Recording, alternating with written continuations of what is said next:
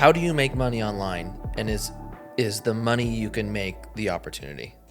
So let's talk about what we do first, because a lot of people don't know about paid advertising and social media ads. So I think giving a little context in the beginning, kind of the topic I would say of the day would be how to make money with TikTok and Meta, or Facebook and Instagram.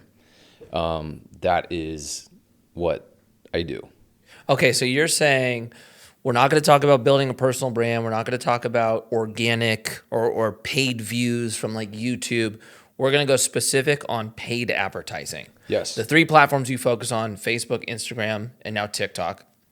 Facebook, Instagram is Meta, TikTok, and Google. And Google. Yeah.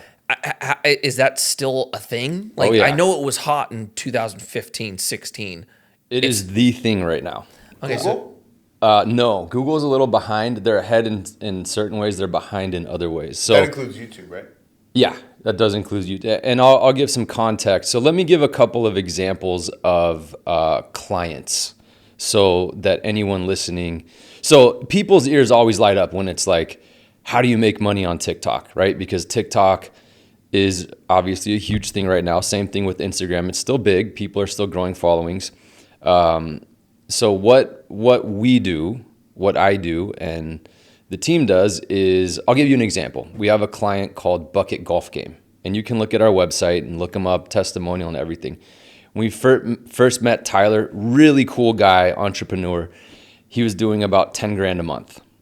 He came into our agency, and he now does months where he does like $275,000 a month on Google through the advertising, through the targeting, the retargeting, the strategies that we do on building his ads. Is that 270 of gross income per month? Gross on one platform. Okay, so how do you get there? Like, when you're monitoring dollars you have to put in, and like, what's the metric of success? So, was it ROR? Is that what it is? ROAS. Return on ad spend. So there's a formula. I'm very careful and picky with clients that we bring on to the agency for paid advertising.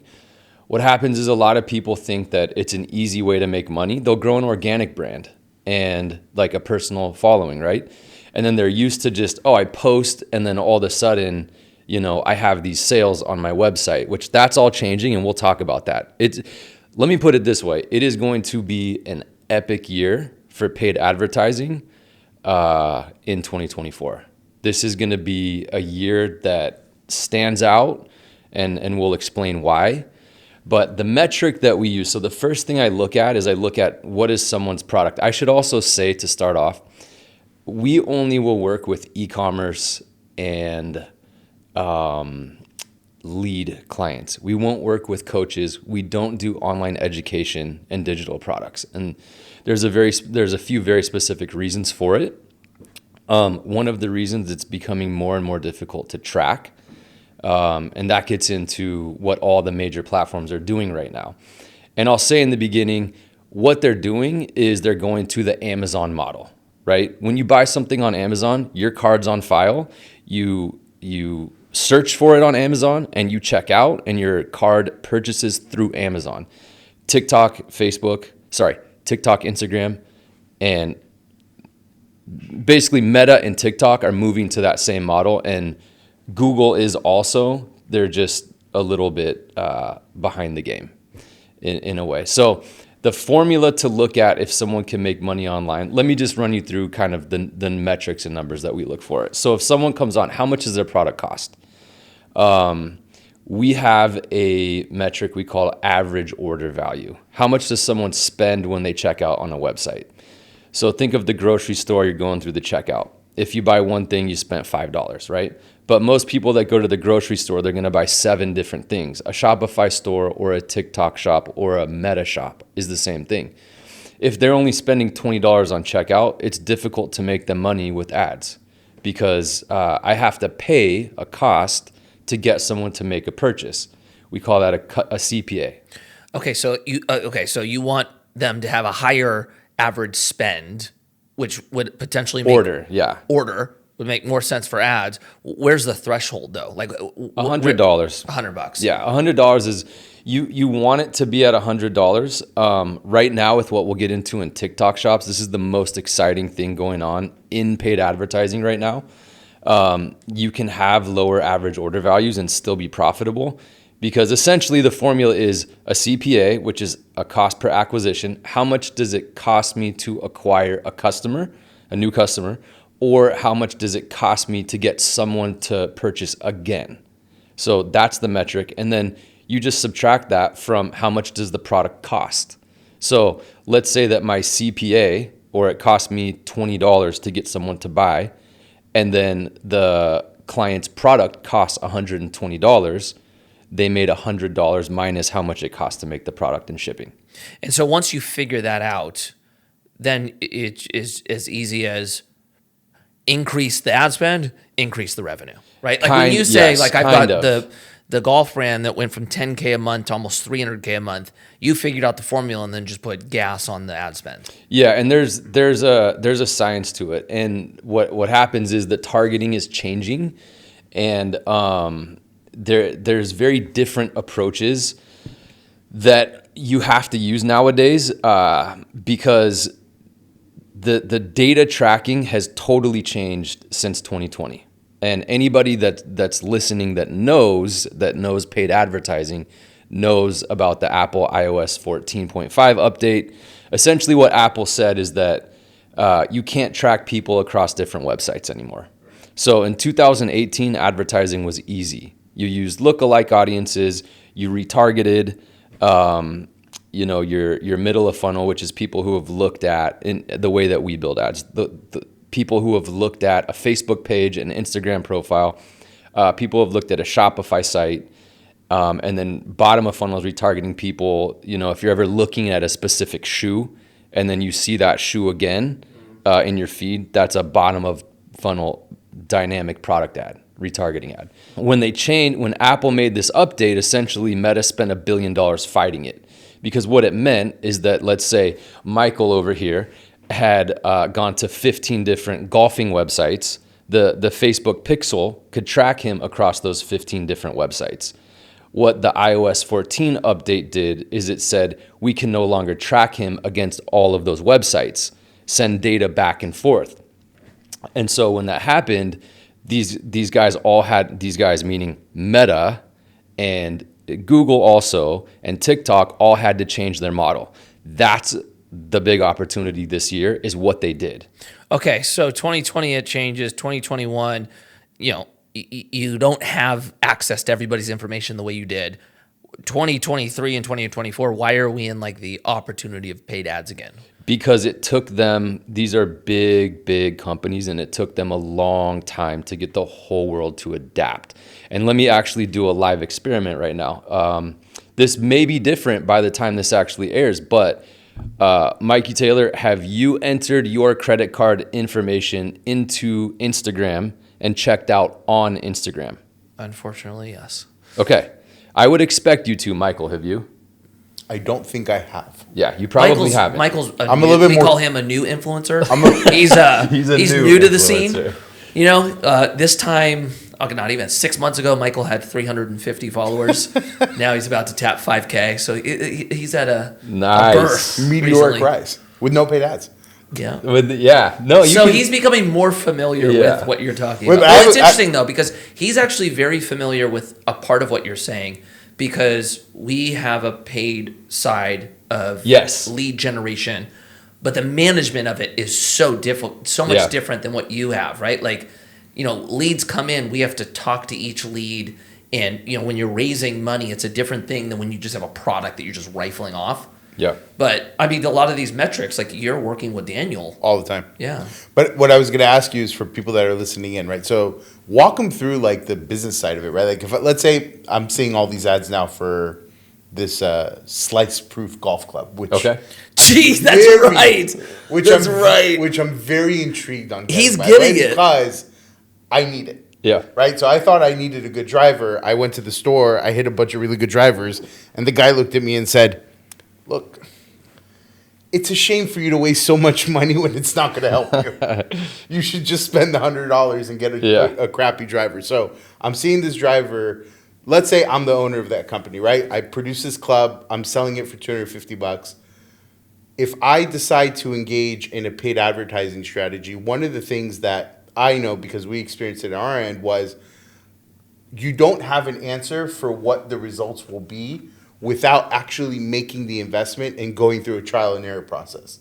And sometimes that capital investment, in order to get that answer of, if I spend X, I will get Y in revenue, it takes like 3 to 6 months to get there, right? You're talking about from the company perspective, investing in making a product and then seeing a return. So for all the entrepreneurs that are listening that have a product that are not doing paid advertising, they're going to get interested in something like this. They're going to then go out, seek a firm that's going to help them do this, and they may not be aware that they may have to drop $10,000, $15,000 just to get an answer of how much I actually have to spend in order to get the results that I want. Is that the case, or is that just our case because raising capital is different? No, that is the case. Okay. So it depends on how difficult it is to make the product and how much it costs to make the product. So one thing that I tell, and actually the example I used before of Bucket Golf Game, was that I tell him, I compliment him all the time. He has a couple of brands, and we run ads for his other lacrosse brand as well. But I tell him all the time, I said, you know, a lot of entrepreneurs get so emotionally attached to, this is the best idea. And let's say it has a $7 price point. You're never, I don't want to say never, you're hardly ever going to be able to make that profitable in paid advertising. And you hit a threshold, you hit a point where you can't make money off organic. You hit because you're going, a ceiling on it. Yeah. And also not only that, but you don't have control of it. The platforms do. Right. And if they decide to throttle your content, if your content starts going out, your sales drop. So my point being is that, and I'll get to what you just asked, Michael, but my point being is that there's a formula from the beginning on what you sell. You want to have an AOV. Now remember, that could be people buy AOV is. Average order value, the checkout through the grocery line. So you want an AOV of $100 if possible. Now that could be, 50 of one thing. Like it could be 50 bolts, but they still, when they check out, I paid $20 as an average CPA, cost per acquisition, to get someone to purchase. I need them spending a substantial amount of money when they check out. So back to Michael's example, that is an expensive product to engineer. So you're going to have to invest. And that part comes down to your grit as an entrepreneur. Am I willing to invest whatever hundred thousands of dollars it costs to create this driver and believe that people in golf are going to buy it, and that no? Why are you shaking your head, Michael? No, I'm trying to scroll so I can come to the ad to see how much it costs. Yeah. Okay. Got you. So that golf club's over 100, but keep going. Yeah. It sounds like it'd be like $200. But let's say it would cost what, $50 to make? No, it can't be, right? It doesn't matter so much what it costs to make. It goes into your total it cost kind of product. does. Because that's your margin. To actually generate a sale. It's your manufacturing costs, your shipping costs, your marketing expenses, your administrative and overhead. Yeah, but all of that you break that down into a per product overall cost, so you know how much your profit margin is. Correct, but considering that you are setting the value at a profit margin that actually makes sense to build this thing out, then that's at play. Yeah, the thing is, I think a lot of people that are, let's just use this golf club as an example, right? Since we're on this one. When they produced the product, did they have a paid advertising strategy in mind when they rolled it out?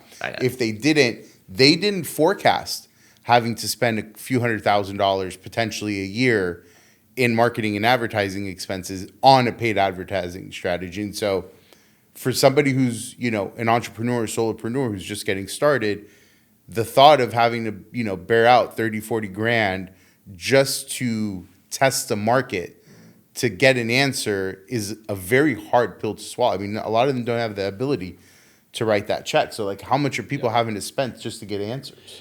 Well, you can usually spend, if we're testing a brand new product that hasn't done paid before. So what happens a lot of times, and we're getting a lot of these clients right now, at Ovni. We're getting clients that, for example, I have a call tomorrow.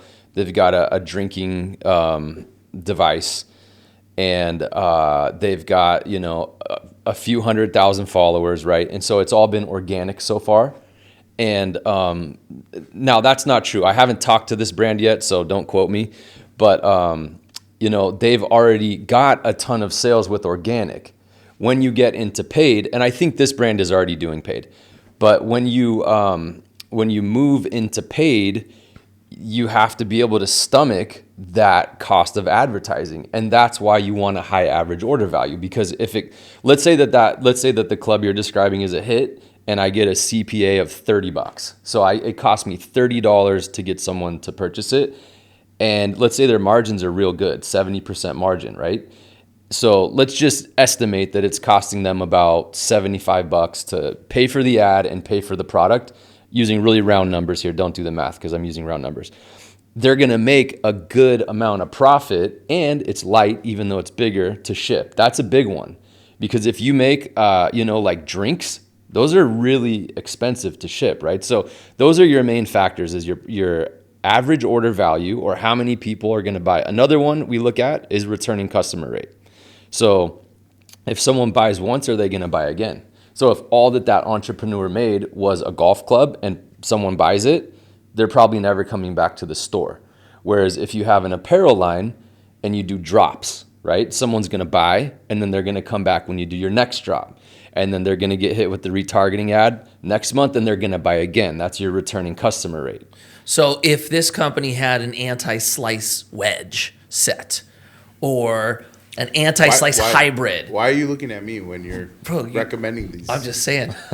When you sent me that video of I should get this, it was dead on. I was like, you absolutely should. I'll go into a little story time, right? Okay. Michael said he was testing out drivers, and he had his 20-year-old Nike driver that they haven't made for 7-8 years. And the guy goes, just keep using what you have, right? Well, I had a driver I was getting rid of, right? It was a good driver. TaylorMade was it M1 or M6? The Sim 2, wasn't it? It was a Sim 2. So I got a TaylorMade Sim 2 driver, right? All the golf homies are going to know. Well, hold on a second.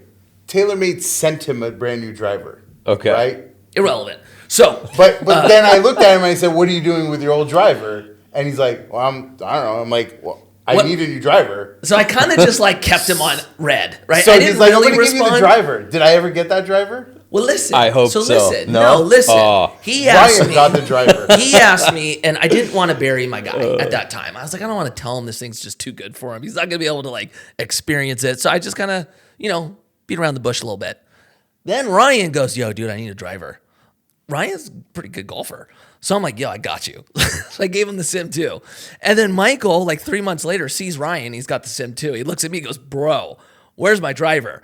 And I was like, "Dog, it's not the right driver for you." But the truth is, all of this built out the opportunity for the anti-slice drive. This is the one. I think this is the one that changes the game. It's all meant to be. It's in God's timing. I didn't do this. Anyway. Okay, so let's get to the exciting stuff that's going on right now. The exciting stuff that's going on right now with TikTok ads is that it's the FBA model, the Fulfilled by Amazon model, right? So the Fulfilled by Amazon model, TikTok, let me back up a second. So we had, when that update hit and people opted out of tracking, now Facebook cannot, or TikTok cannot look at different websites and see you're looking at that driver on one site and see on another site that you visited TaylorMade and that you visited a shoe golf brand, right? Because before, and they estimate there's different metrics, but they estimate 70 to 90+% of people hit the button that said Instagram, do not track me, right? So now I lost that data. So back in the day, lookalike audiences used to work great. They don't work like they used to because I can't track, the pixel on Facebook can't track everybody anymore. So what TikTok and what Facebook Meta had to do, and let's just say, when I say Facebook, I mean Facebook and Instagram, Meta. We just refer to it as Facebook ads. So, but it always includes Instagram. So what they had to do is they had to find a way where instead of tracking Michael visited, this driver site and he visited TaylorMade and he visited Golf Shoe Brand. I know he's a golfer. They have to have that happen on the platform. So the way that they did that is through shops.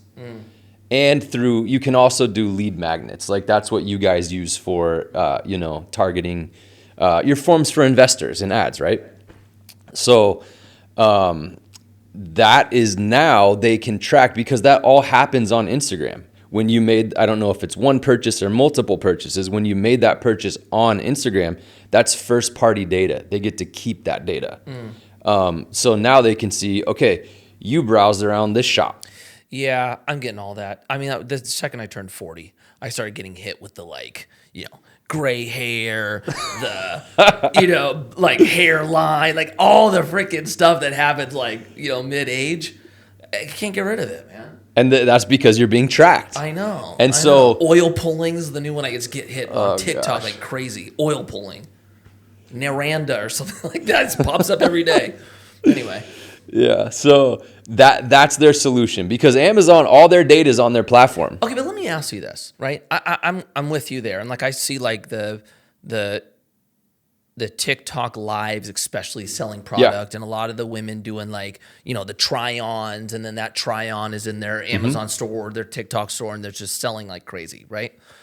Okay, I see that being the opportunity right now. But if you go back to what Instagram did with the shops, that seemed like a failure to me. That seemed like no one cared. And if you look at what Instagram's response to shops were, and now you look at TikTok is starting to feel like, what was that? Was it QVC? Was that? Yeah, The QVC. old shopping network, yeah. TikTok's starting to feel like QVC. Yes. Like everywhere I go, it's like, oh, all I see is lives being sold product. And, at what point does the user, right, Gen Z Alpha, the ones that blew this site up to begin with, this platform, go, this ain't it. I don't care about this. I'm going to find the next one. And when will we see TikTok then be put where Instagram was, where they're becoming more irrelevant and behind the 8 ball and are going to have to pivot? So it's so how much life do they have doing this on TikTok? So and then I guess the next question would be, if you're a brand, do you just go get it while it's hot? Or maybe this is in more context with a personal brand, but what does that do to somebody's personal brand? And are you diluting your long-term value by just selling out too hot now? Does that make sense? So the answer is TikTok and TikTok shops are just getting started. It's just the beginning. And same thing with Meta, with Instagram shops. It seems like it flopped, but it didn't. It's what's going to happen in the future. And trust me, when you're selling and all of a sudden, because you have this data, you're making way more money, you're going to want to be on Instagram. You're going to Instagram shops because it works. They're not there yet. April 24th, 2024 is when you can only do a shop. You can no longer click from your shop on Instagram and go to a website. And just to put into perspective, so our agency is lucky enough to have reps at TikTok on TikTok shops. So we actually have reps that are humans that we talk to about Fulfilled by TikTok. All of our brands, we're having them ship product to TikTok. TikTok's calling everyone into Austin, Texas, where their headquarters are. And right now, we have like 5 different reps on TikTok. This is the biggest opportunity in paid traffic right now. And essentially what they're doing, what happened is they rolled out TikTok shops in, I believe, don't quote me, it was the UK, and it was a disaster. And what they tried to do was have a portal like Shopify where you fulfilled it yourself. It didn't work because what happened was everybody was going viral, right? So young entrepreneur has 1,000 products in stock. He has a video that gets 23 million views, right? So what happens? Let's call it merch. What happens 1,000 pieces gone like that? 1,000 pieces gone and missed sales on the TikTok platform. So they got a lot of heat, a lot of complaints. And so what they did is they said, we're going to move to the Amazon model where we warehouse it. So just like you're driving down the freeway and you see that giant Amazon building, that's what you're going to start seeing TikTok building. That's what they're going for. So absolutely. they're going to become a direct competitor to Amazon. Yes. Yeah, It's I did already hear that. happening. I heard they're going for Amazon and Google like simultaneously. 100%. They're going for them. And I want to get to this before, remember your question, because this is a really important thing, is that Instagram, Mikey, you remember, because you had a following when Instagram just boom, they throttled all the organic result, they throttled all the organic reach. Yeah, 17, I was done with Instagram. 2017, their approach was, we want paid ads. We're throttling all these skinny bunny T models and they're toast. And it pissed them off, right? Which left an opening for other social media platforms. TikTok's smarter than that. When Facebook rolls something out, they force you into it.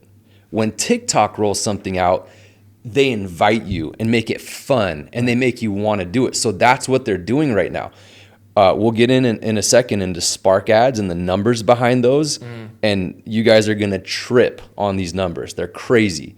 But what TikTok has set it up is so that instead of throttling your reach, they'll keep your reach, but then they want you to take those posts after a week and then post those as ads. Yeah. It's actually such a there's so much value in just how they're going about it, because they're creating natural incentives for people to do things where Facebook or even just Zuckerberg's approach as a whole is not that. It's always like annoying. Dangle and then piss you off. That's what he does. It's everything Facebook has rolled out, it pisses you off.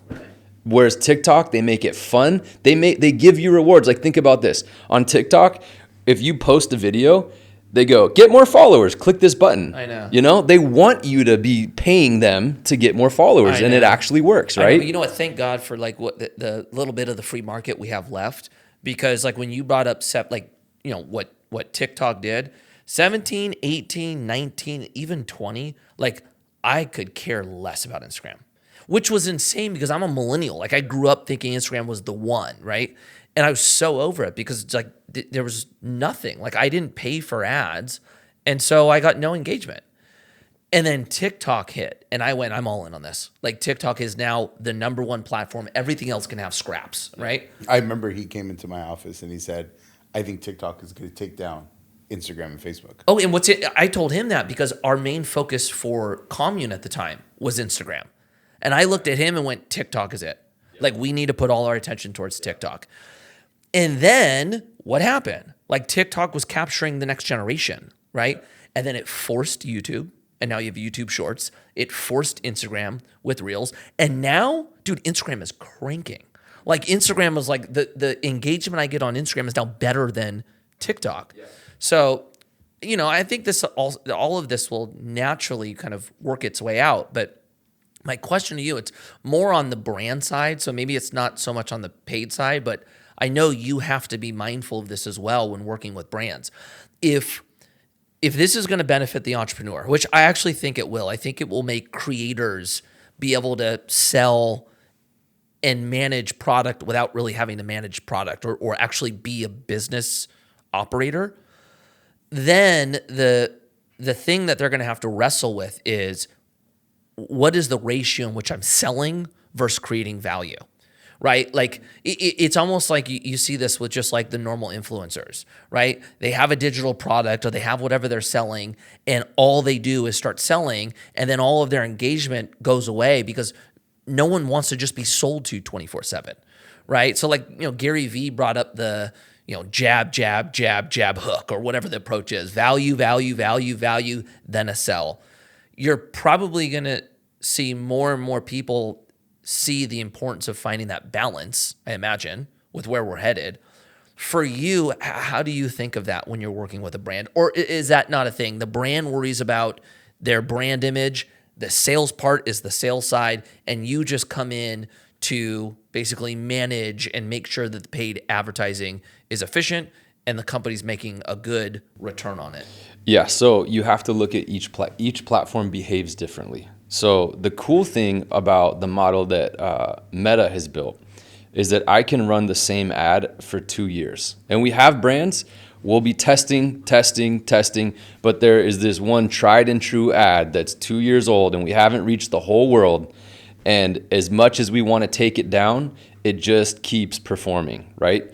Whereas TikTok, you spark ads, and then most of the time they get ad fatigue. It's different, but most of the time it's within a couple of days or a couple of weeks at most, right? Now, we do recycle ads on TikTok. Like, we'll go back and we'll find previous posts and then we'll spark those, which has proved to be effective. But you have to look at each platform differently. Can you talk about what a spark ad is? Yeah, it's basically like let's say that you have a brand and that an influencer posts your brand. That influencer can then send you a code, and then you spark the ad. So I take the code, I take that post, it's the same post, and I run it as an ad for my brand, and it shows the influencer's profile icon. So it says sponsored at the bottom small, but it's essentially taking an influencer's ad and sparking it through your paid account. That's part of what a spark ad is. Now let's talk about this right now, because this is really, remember the question, because I might lose my train of thought, but this is an important point. If you have to play by the platform's rules. They want you to play a certain way. You know this more than anyone. If you're going to make content on TikTok, you have to make it the way that TikTok wants that to be made. And there's always a reason behind that. So right now, today, if you want to play the game on TikTok paid, you need to be doing fulfilled by TikTok, and you need to be doing spark ads.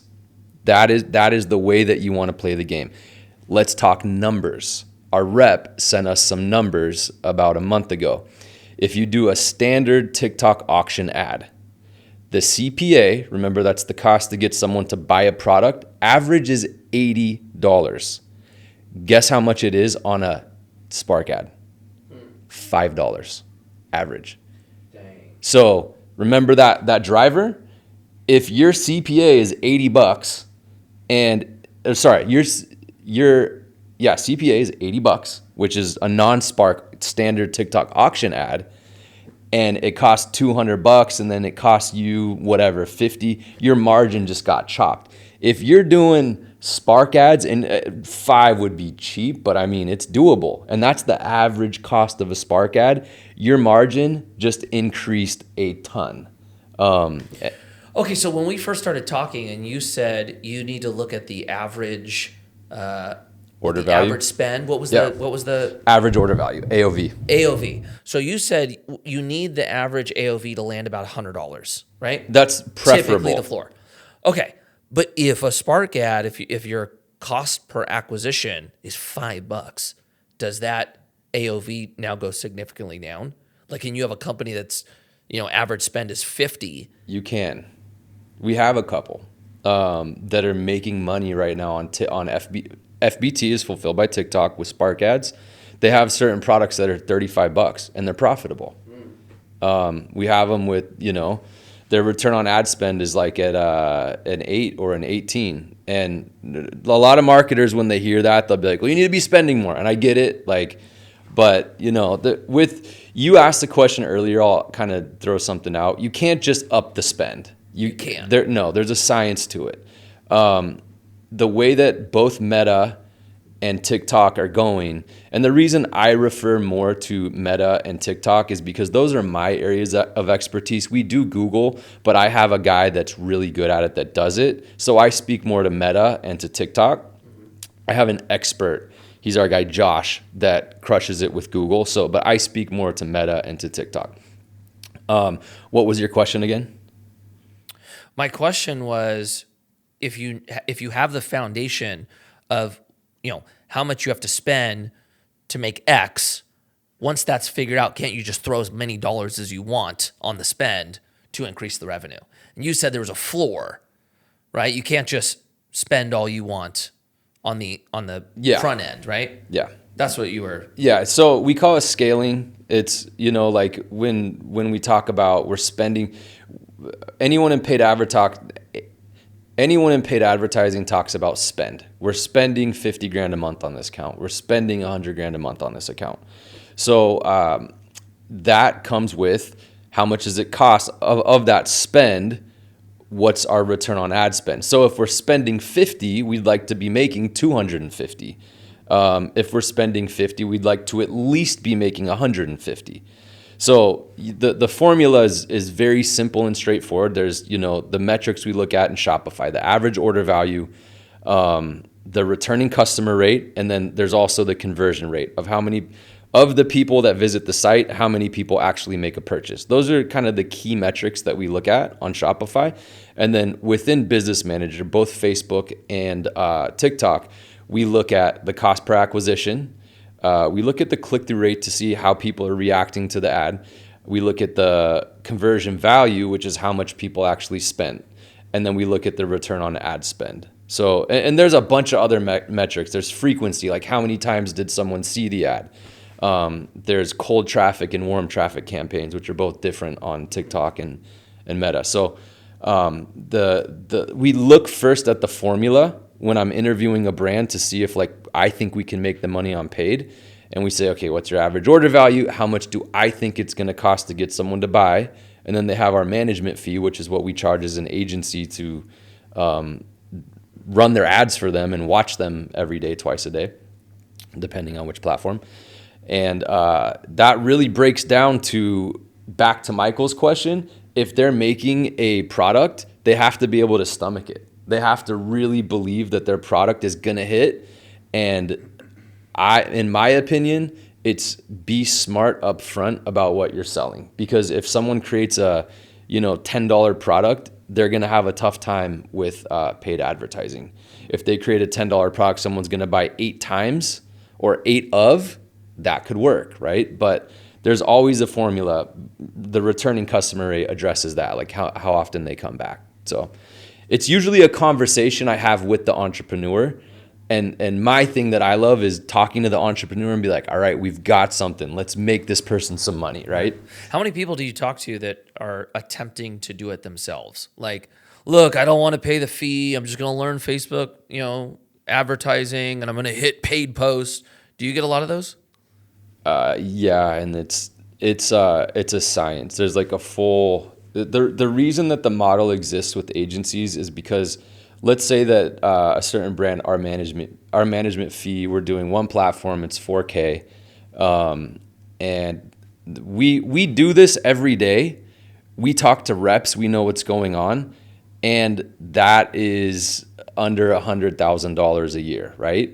Whereas if they go get a full-time employee, their full-time employee is going to be in one account. They may or may not get a rep, and that person isn't going to see everything else going on in other accounts. So the reason that the agency model exists is they get it's like going to a specialist. They get a specialized service, and they pay less than they would for a full-time employee. And then they have, agencies like us that have reps that can tell them this is what's going on. Like this week we got put in a product shopping ads test on TikTok. Have you seen those yet? Where it's just like a page of products. So this is already rolled out, but the past month there's been with our little group of reps, and we're lucky. We have there's only 5 at the time TikTok shops ads reps, and we're lucky enough to have one of them. But we got put in a product shopping ads where basically they have to push it into your account and you can run directly to products. That'll only work with certain brands, right? It works with the brand where you see a product and go, cool, and buy it. If it's a product that needs education, they won't be as effective. Hang on to that point for a second. So a product that needs education, ours being one of them. Yes, major education. Right? So we would run these paid ads. These paid ads would then go to an external site where we basically had video content created that built that credit trust, warmed the lead up a little bit, got them intrigued. And then there was another level of education that was longer form in content. So ad led to a 2-minute video, trust build video. Then it led to a 30-minute trust build video to get the lead to potentially arrive at a point where they say, I feel comfortable enough to engage. Mm-hmm. Is that still the formula today? It is, but what's different is that, so yes, it is. Because they're leaving Instagram to get there, but you have that issue that you mentioned earlier, well, right? Technically they're not because, and TikTok does it as well, you have lead forms. So those happen on the platform. Like when when someone opts into a lead form, it auto-populates their data, and then what it does is shoots it into your CRM. Both TikTok and Meta have these, right? So, boom, you see the ad, your info auto-populates, it asks you a few questions, and TikTok and Meta are both tracking every single thing that's done there. Now, once they exit the platform, you're on your own. And that's where it's difficult. That's why, as an agency, I rarely ever take on a digital product or any online education, any coaching. That area is becoming very difficult because you have to have a full team and build your own list. You have to have. It's so similar to us. It's like, we're not selling a $20 product. Like, the minimum is $100,000 to, if you want to call it purchase, but it's to invest with us. So it's a huge or a high priced item. And then everything we have to do is basically behind the platforms. It's phone calls and emails and text messaging and more calls. It's got to be somewhat similar to the digital course or the coach, except they can say whatever they want. We're very limited in what we can I was going to ask, is the digital course business now in dire straits because of this? I haven't what's told, happening with them? Because for years we've been hearing all these people making, millions and millions of dollars a year on digital courses. So I'll tell you this, I haven't even told Mikey this yet, but I probably will never do a course ever again. I thought it was... You will never do it as a consumer. Bork's done. Or Bork's as an agency. No, Bork's had digital products before. He's created them. Right, I know he has. But what I'm saying is you will never do it as a... I'll never sell them or create them again. Got it. I don't like... I thought that it would become cool, and it hasn't. And don't get me wrong, for anybody that has a course, it's just not me. There's so many people have ruined it for everyone, is my opinion. And if I get the thing that drives me absolutely nuts in my business is like, oh, hey, I have a funnel. I'm a coach. I want to make $10 million and I have a team of one person. It's impossible. Not impossible. It's very, very difficult. I want to make $10 million with one person also. It's just, but I've ran ads for so many, I've probably ran ads for 30 of those people. They have one or two people and they want to make $10 million. They want to make $1 million. They want to make $10 million selling a course and a coaching program. It has been pounded into. It is anybody listening that's thinking that's an easy way to make money. It is not an easy way to make money. It is a very, very difficult way to make money. And you have to have a team, and you have I think the biggest part most people trying to get into it overlook is the ad spend. Right. Are you prepared to stomach to spend $50,000 and hope that these people that opted in, buy your course and do this? At this point, I do leads and I do e-commerce, and that's all I will do. Right. That's all I will do. So, dude, I mean, you've done this long enough to know how this works, but how important is the qualifying process for you now? How many brands do you have an introduction call with that you say, we're not a good fit? I'll give you an example. Triple Whale, if anybody knows it or doesn't know it, it's a tracking software. After that iOS update I talked about, it's a tracking software that you couldn't look in Business Manager, Facebook anymore, because it was all guessing. They call it statistical modeling. It wasn't accurate. So you had to use a third-party platform like Triple Whale or Hyros or Northbeam. And we use all of them. But Triple Whale sent us, over the past, 6 months, they've sent us, because they trust us. We do good work for, the people that we work with, and we have a bunch of people that use their platform. They've sent us 20, and I've taken on 2. So it's important to say no. Very, to not just you, to the company as well. So, and the reason why is I've seen in other instances where someone says, oh yeah, agencies do this all the time. Oh, we'll make you so much money. Oh yeah, we'll do this. If I look at a business and I know I can't make them money, there's been accounts I've gone into and they've been running ads at a low spend for a year and they have 3 sales. So why am I going to take them on? Because Like there's sometimes when I look and go, oh yeah, like your numbers are good, but your agency actually really sucked. Like, or they just didn't know what they were doing, right? But what happens is you bring them on, and then 2 months later they hate you, and you burn bridges because maybe it's just not a good fit as well, right? And unfortunately, for some businesses, paid traffic isn't a good fit because their AOV is too low or other things. I mean, we understand that. Like, it happens to us with investors. Like, sometimes you have to tell an investor, like, this isn't a good fit. Like, Yeah. I mean, how often is that happening? It happens more than I thought it would. Probably 1 to 2 out of every 10 conversations. Yeah. Just because they either have unrealistic expectations. Right. That's a big one. The investment Yeah. vehicle doesn't fit what they're looking for. They don't know what they don't know. They're putting in way too much money and they don't have the. There's so many reasons why we end up looking at people and say, I don't think what we have is a fit for what you're looking for. Yeah, and it's And it's funny because it ends up making them, obviously, I mean, it's sad to say, but they want to participate more. But you tell them genuinely mean but it. you genuinely Exactly. don't. Exactly. You don't want to put them in a position because, especially in our world, like one bad investor can really ruin it for the group. I'll bring it back to, I mean, I'm sure this is true for you also, but how much time do I have to spend fielding, bad performance and upset clients? Imagine if of those 20, I had taken on 20. I mean, or let's just say 12 of the 10 I knew weren't.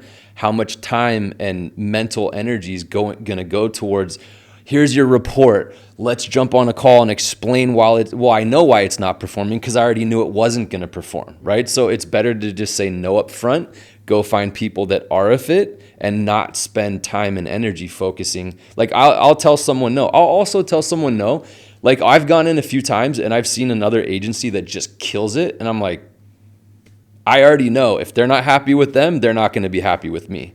So you should stick with them because your agency is really good. And I'll tell people that, right? So I'm not your business partner. I'm an investor. I see you, right? I'm like, I want to invest with you, $20 million. And you're like, all right, cool. And I'm like, but I want to be in the office once a month. I want personal access to you 24/7, right? You're kind of getting the vibe like I want to be like your actual partner. What are you saying? Yeah, it's a hard one, right? Because everybody has a price point. Yeah.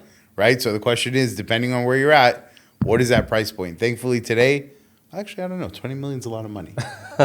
The reason I picked 20 because Grant turned down 20. Did he? Yeah, Grant, the same thing happened. Some investor came in. He's like, I'm going to invest $20 million. He just understands. And he did the sub agreement. He wired the money in, and Grant sent it back to him. He just has an understanding that there is a price you pay for a high maintenance client or an investor, right? Because somebody who's that high maintenance can cause you so much anguish and waste so much of your time that it might take you another 6 months to bring in that 20 million, but it's an easier 20 million. But there's also the inverse, right? Like some of the smaller people that write a check are highly time consuming. I mean, what's the guy's name with the no strip? Oh, Alex Hermosi? Yeah. I saw like a reel of his where he's like, why would I bring in, an investor or somebody who's at a smaller level? There's so much maintenance. They require more work than somebody who's, writing me a bigger check. But it doesn't mean that just because they're writing a bigger check, they're going to be easier. Some of our bigger check investors are time consuming. Yeah, because I want to stay on the digital marketing, but this is actually something that I personally wrestle with. Because if you're looking at just the data shows that a smaller investor is more needy. They take more of your time, right? And if you're just looking at it through the lens of closing, it's the same amount of work to close one person investing $1 million or one person investing $50,000. It's the same amount of work, right? And so you see groups like ours constantly raise their minimum investment. Maybe they start at 50,000, then it's 100, then it's 250. Before you know it, like you have a very high minimum investment to work with you, right? And that is probably the best way to build your business. If you're just talking about efficiency and, getting to your goals, that's the path. But then you get hit with like this, I don't know if it's like an altruistic or like just a world view, but you're like, okay, well, if I do that, now I'm just only making the richer rich. And we're not doing like what we intended to do with the company, which is like help people get to financial freedom. It's such a conundrum. Like I actually think about it all the time. Like the incentive is not there for you to help the smaller person. The incentive is there to help the people with a lot of money. But then it's like, I don't know, that's not why we did it.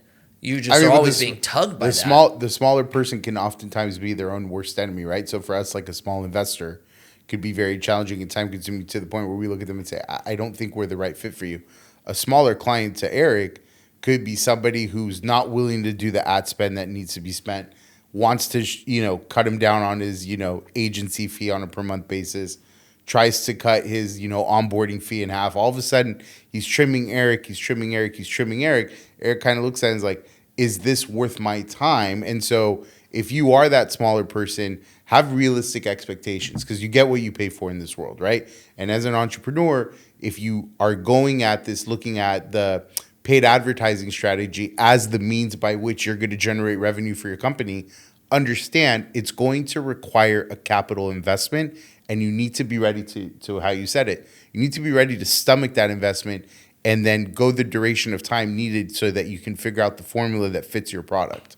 So if we bring P-Rod into the convo, scared money don't make money is what you're saying. Correct. All right, Bork. So 2024 is the year. How long is this window going to last, if you were to guess? It's right now. It's the start of a new chapter. It's just the beginning of it. Because what's going to happen is you're going to have people's numbers get better and better and better. You have TikTok building warehouses to house products. You have them giving people $5 CPAs. You have Meta doing a similar thing. Meta does it a little bit different, where their shop is going to go into Shopify or your whatever e-commerce platform, mainly Shopify. You purchase it through Instagram, so they get all the data that they need on targeting, retargeting, but then it shoots the order into Shopify. So it's a little bit different, and they're not warehousing anything as far as I know yet. This is a great time to get in. One of the worst times someone could have gotten in would have been 2020. Well, I take that back because everybody's online. Everybody has too much money, or there was probably something good about being online. No, right? And I should have said 2021. 2020 was actually a really good year for paid ads because everybody was locked in for quarantine with free money. We saw Black Friday numbers in June and July of 2020. So the worst time to get into paid traffic would have been 2021 up until now. And now is when it's going to start getting good again. 2018 advertising was easy because you had the pixel tracking every single thing. And you'll remember, if you think back at that time, anytime you looked at a product, you would have seen it as an ad the next day or the next minute. That's because they could track everything you were doing, right? So how long is it going to last? It's just getting started, being good again. And where you want to be playing right now, if you're a brand, is you want to be playing fulfilled by TikTok. And our agency does that. And we have reps that do that. That's where you want to be playing with Spark ads. And then you need to be looking at this point at your Meta, your Instagram shop, and running campaigns where people can check out on Instagram. Not everyone's done it. Within 6 months, almost everyone will be doing it. So it's just the beginning, and that's going to give them back like the most power. Like if Facebook hadn't got sued and they used to be able to know how much income a person had, like their home address. Like it was actually a little scary. Yeah. Like I remember I'd have conversations, and then like we'd joke about it. Like, 4 minutes, I'm going to have an ad on Instagram. And there would be one. Yeah. Like random stuff. Kitty litter. Yep. You just say kitty litter all of a sudden. And you get a cat on a box. So they've gotten a lot of their data stripped, but the new way that they're doing it is already and going to be very effective. So for e-commerce and for leads, those are the types of clients that we work with. Those two are going to be really big. And how long? It's just starting. People are going to continue to sell products, and there's disadvantages. There's advantages and disadvantages to going through Amazon, right? So TikTok will have that, and Facebook will have that, and Google's pushing that way as well. All right. So if you're a business or a brand, how are people getting a hold of you? Eric, ERIC, at avnilab.com, AVNILAB.com. You can check out testimonials, shoot me an email. Like I said, I'm very honest about like if we think we can actually help you.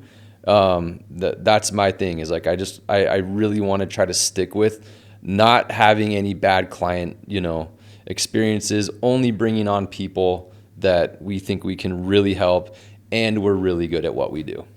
And when will people expect the return to content? Oh, dude, it's going hard, man. I mean, you got my partner Mikey here, just like coming from the throat right now. No, I'm going to tell you about it. It's not ready to go live today for the podcast. But yeah, I'm getting back. I was in the content game. Me and Mikey. You were heavy in the content game. Yeah, you had more subs than I did on YouTube. Yeah. And I just what happened was I stepped back to get really good at this, and this has been I've been head down for about.